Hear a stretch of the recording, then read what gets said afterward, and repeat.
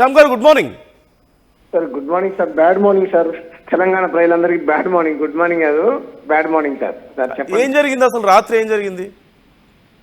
రాత్రి 3 గంటలకు షార్ట్ వేసుకొని ఉన్నాను, పడుకున్నాను. ఇంట్లో మా చెల్లె ఉంది, మా అమ్మ ఉంది, అందరు ఉంటారు, పడుకుంటాము.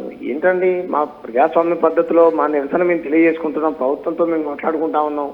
బండి సంజయ్కి, నరేంద్ర మోడీకి, కిషన్ రెడ్డికి, మార్వాడీలు డబ్బులు ఇస్తే వాళ్ళ సంఖ నాకమనండి. మేము వద్దంటలేదు కదా. మేము తెలంగాణ ప్రజలు ఆత్మహత్య చేసుకుంటున్నాం, వాళ్ళ తరపున కొట్లాడుతూ ఉంటే మార్వాడి గుండాలతో బెదిరించడమే కాకుండా ఈ అక్రమ అరెస్టులు చేయించడం మమ్మల్ని ఎంత దుర్మార్గం. ఈ పొద్దున్నే సుధారం పోలీసు వాళ్ళు వచ్చారు. ఏం సార్ అని అంటే మా పని మేము చేస్తాం సార్ అంటున్నారు. వాళ్ళ పని వాళ్ళు చేస్తా ఉన్నారు. వీళ్ళు వెనకాల ఎవరు ఉన్నారు ఏమన్నట్టు?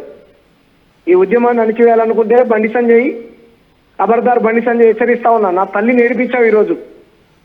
నేను వస్తుంటే మా అమ్మ గోడు గోడు నేర్చుంది. 3 గంటలకు అర్ధరాత్రి ఏం నేరం చేసేవాడిని.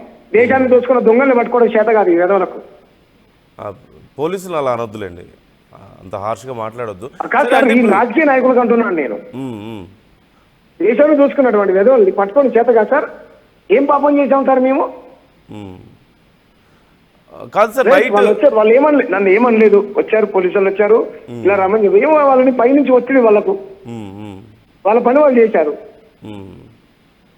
అంటే ఇప్పుడు ఎవరి పని అంటారు ఇది? ఓ పక్క మీరు బండి సంజయ్ అంటున్నారు, లేదంటేనేమో పైన మోదీని, అమిత్ షాని కూడా అంటున్నారు. ఇక్కడ తెలంగాణలో కాంగ్రెస్ ప్రభుత్వం ఉంది. వీళ్ళ వెనకాల ఉంది ఎవరు సార్? ఈ ఉద్యమాలు చేస్తుంటే వీళ్ళ పంచం చేరింది ఎవరు సార్?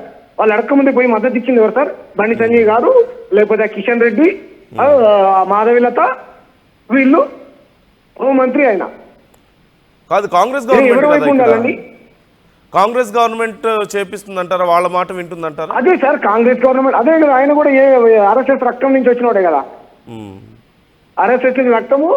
మీరు బండి సంజయ్ ఇద్దరు కలిసి తెలంగాణ ప్రజలు ఆత్మహత్యలు చేసుకున్నా, కుల వృత్తులు చేసుకునే వాళ్ళు చచ్చిపోతున్నా, వాళ్ళ బాధ వినకుండా, వాళ్ళ గోడినకుండా, రోడ్లు ఎక్కుతున్నటువంటి స్వర్ణకారులు, రోడ్లు ఎక్కినటువంటి వయసులు, వీళ్ళ గోడు, వీళ్ళ బాధ వినొద్దు. వాళ్ళ తరఫున మా లాంటి సామాజిక ఉద్యమకారులు మాట్లాడొద్దు. ఏం చేయాలి? మేము ఏం చేసాం సార్? ఏం అన్యాయం చేశాం మేము చెప్పండి? ఏంది అరెస్టులు?